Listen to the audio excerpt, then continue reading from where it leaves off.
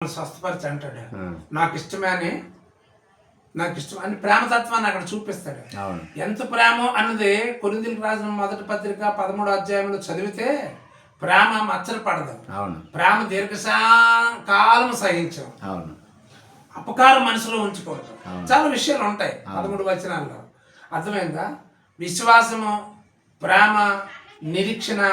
అర్థమైందా? ఈ లోకంలో మరి అమ్మో ఈ మరణం అండి. లోక ప్రేమ మరణం. అమ్మాయిలు అబ్బాయిలు అలా ప్రేమించుకునే సస్తాను మరణము. అవును. దేవుని ప్రేమ అలా కాదండి, జీవము. జీవము. ధరలోని ప్రేమలన్నీయు స్థిరము కాదు, కరిగిపోవును. క్రీస్తు యేసు కలువరి ప్రేమ కడవరకు ఆదరించును. క్రీస్తు యేసు కలువరి ప్రేమ కడవరకు ఆదరించును. ప్రేమ యేసుని ప్రేమ అది ఎవ్వరు కొలువలేని నిజము. దీనిని నమ్ము, అది భూమి అందించలేనిది. ఎన్నాడెన్నడు మారనిది నా యేసుని దివ్య ప్రేమ. ఎన్నాడెన్నడు వీడనిది నా యేసుని నిత్య ప్రేమ. ప్రేమ యేసుని ప్రేమ అది ప్రేమ అండి, దానికి వెలకట్టలేమండి. అవును. మీకు అర్థమైందా? ఆయన ప్రేమించే దేవుడు అండి. మీకు అర్థమైందా? ఆయన శిక్షించే దేవుడు కాదండి. మాట వినకపోతేనండి, వ్యతిరేకంగా వ్యవహరిస్తేనండి దేవుడు కదా సాధ్యం. లోబడితే కనికరిస్తాడు, తిరగబడితే శిక్షిస్తాడు. మాకు తిరుగుబాటే ఎక్కువగా, లోబడ్డం ఎక్కువ లేదు. లోబడ్డం తక్కువ.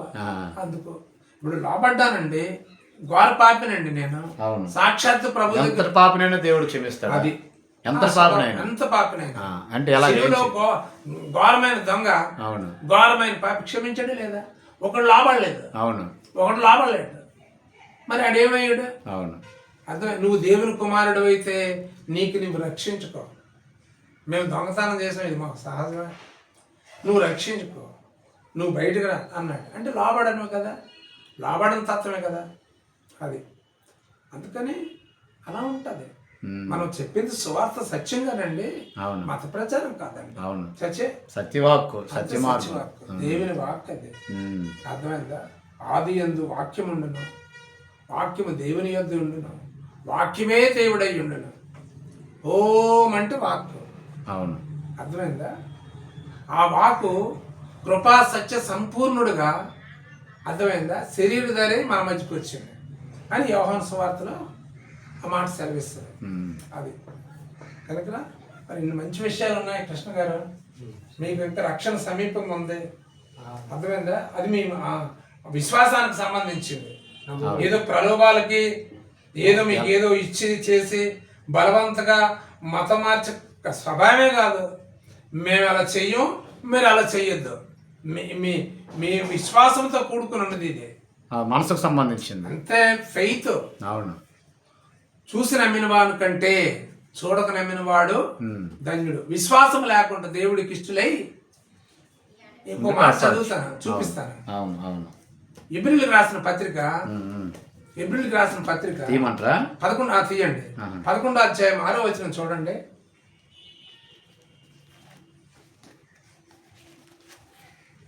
11వ అధ్యాయం 6వ వచనం.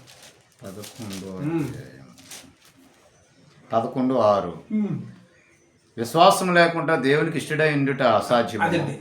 దేవుని ఎదుకు వచ్చేవాడు ఆయన ఉన్నాడని, తను వెతుకు వారికి ఫలము దయచేవాడని నమ్మవలెను. అది అంతే. అంటే ఆయన ఉన్నాడు అనుకునే ఇప్పుడు నమ్మాలి. ఉన్నాడా? దేవుడు ఉన్నాడా? ఉంటే నాకెందుకు బాధలు, ముందుకే నాకెందుకు శ్రమలో, నేను ఒకసారి కోటేసుకుని అయిపోతే బాగుంది కదా అని ఇలాంటి ఆలోచనలు తప్పు, వ్యర్థము. ఆయన ఉన్నాడు నమ్మాలి. ఇప్పుడు ఆయన ఉన్నాడని నమ్మకపోతే నేను ఎందుకు వస్తాను మీ ఇంటికి? మనం ఎందుకు ఎంతసేపు మాట్లాడతాం? ఆయన ఉన్నాడని నమ్మకంతోనే. ఇప్పుడు మనమే సాక్షులం అండి, ఆ సాక్ష్యమే మోక్షం అండి. మీకు అర్థమైందా? ఇప్పుడు సాక్ష్యం డబ్బా కొట్టుకొని చెప్పడం కాదు, మనం సాక్షులమే. మా దగ్గర రేట్ లేదు, వెండి బంగారం మా దగ్గర రేట్ లేదు అని అంటారు ఎవరు? పేతురు యోహాను. ఇదండి మేము ఏది కలిగి ఉన్నామో అదే మీకు దాన్నే మీకు ఇస్తాను. యేసు నామములో లేచి నడువుదు గాక అంటే వెంటనే సాక్ష్యం. ఇప్పుడు మీ జీవితంలో ఏమైనా అలాంటివి ఏమైనా ఒక 2-3 ఒక సాక్ష్యం అని చెప్పగలుగుతారా కృష్ణ గారికి?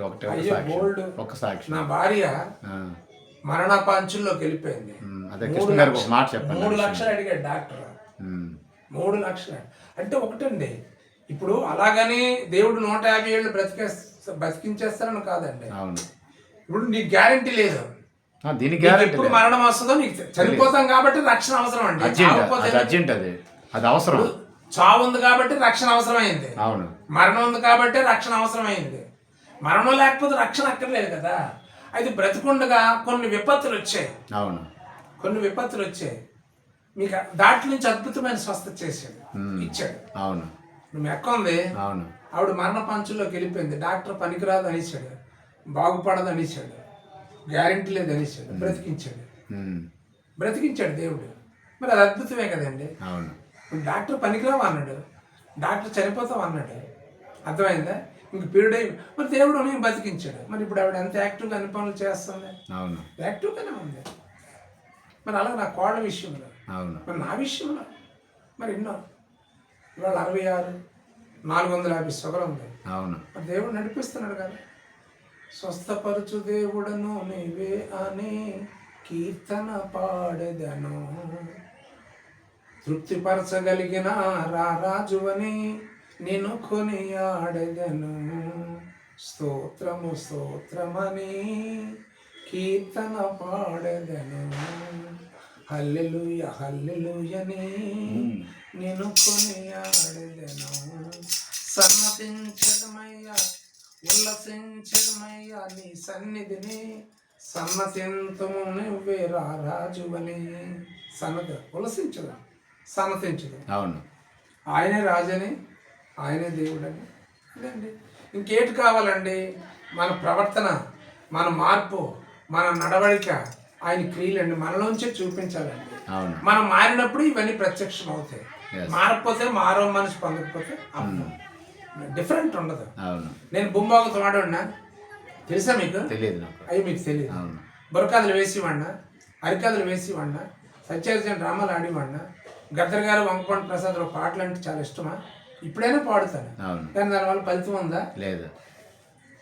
ఏమండి? ప్రభు కోసం సమర్పించుకున్నాను, ప్రభువుని సంపూర్ణంగా అంగీకరించాను.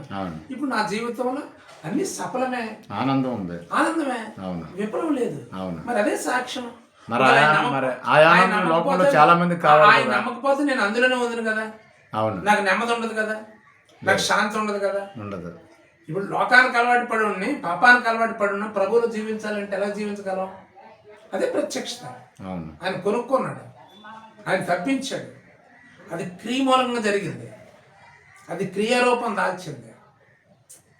రక్షించాడు కాబట్టి ఎలా ఉన్నా మన స్థానం, లేకపోతే ఎలా ఉందో మనకేటి దూరం, మనకేటడ్డు, అన్నీ మనకు సమీపంగానే కదా ఉన్నాయి. మరి నేను అడిగాను, ప్రభు నాకు జీవం కావాలి, ఆశీర్వాదం కావాలి. నేను అడిగాను, నేను ఎన్నుకున్నాను వాటిని, అలా నడిపించాను. నాకు మరణమే కావాలి ప్రభా, అర్థమైందా? నాకు నాశనమే కావాలి నాయన, శాపమే కావాలి. ఇప్పుడు వీళ్ళందరూ శాపానికి నాశనానికి సమీపంగా ఉన్నారు కదా. ఏంటి అక్కడ అది పరిస్థితి చెప్పండి? ఆ తావుల పరిస్థితి ఏంటది? గుంటలకు నాయనమైన గుడ్డలు ఉండవు, భార్యకు నాయనమైన సంరక్షణ ఉండదు, ఇంటికి వెళ్తే ఇల్లు బాగోదు, తప్ప తాగి నాశనమే కదండి. అవును, గుళ్ళే కదా, పాప జీవితమే కదా, మరి దుష్టుల స్వభావమే కదా. మరి దేవుడు నమ్మితే ఎందుకుంటాయి అలాంటి స్వభావాలు? నేను తాగండి, నేను తిరిగోండి, వాస్తవంగా నన్ను మనుషులు మార్చలేదండి, నా స్నేహితులు మార్చలేదండి, నా బంధువర్గం మార్చలేదు. నాలో మార్పు ప్రభువును కలిగిందండి. అది ఇంకంతకన్నా నేను చెప్తా, నేనే మార్పు. మరి నీకు కలిగినటువంటి సంతోషం, నీకు కలిగినటువంటి మార్పు మరి ఇతరులు కూడా కోరుకునేటప్పుడు ఎలాగ మీరు ఈ క్షణమే నేడే రక్షణ దినం కృష్ణ గారు అంగీకరిస్తే ఆయన జీవితంలో గొప్ప సంతోషం, గొప్ప ఆనందం దొరుకుతుందా? ఖచ్చితంగా. ఆయన విశ్వసించమనండి హృదయపూర్వకంగా. ఇప్పుడు మిమ్మల్ని ఏటి అడిగాను నేను? అవును. ఏటి అడిగాను? వాటర్, మంచినీళ్ళు అడిగాను. అవును. అడిగాను లేదా? అడిగారు. మరి తాగానే లేదా? అవును. మరి దాహం తీరిందా లేదా? మరి అడగకపోతే సపోజ్ మీరు అదర్ క్యాస్ట్ అని లేదా అదర్ మతమేనో ఏదో భేదం అని నాకు మనసులో ఉందనుకో నా దాహం తీరుతుందా? అవునా? వాటి మీద నీళ్ళ మీద నమ్మకం లేకపోతే దాహం తీరుతుందా? చెప్పండి, తృప్తి అవుతుందా? మంచి ఇది కూడా అంతే. ఎలాగొచ్చేస్తాయి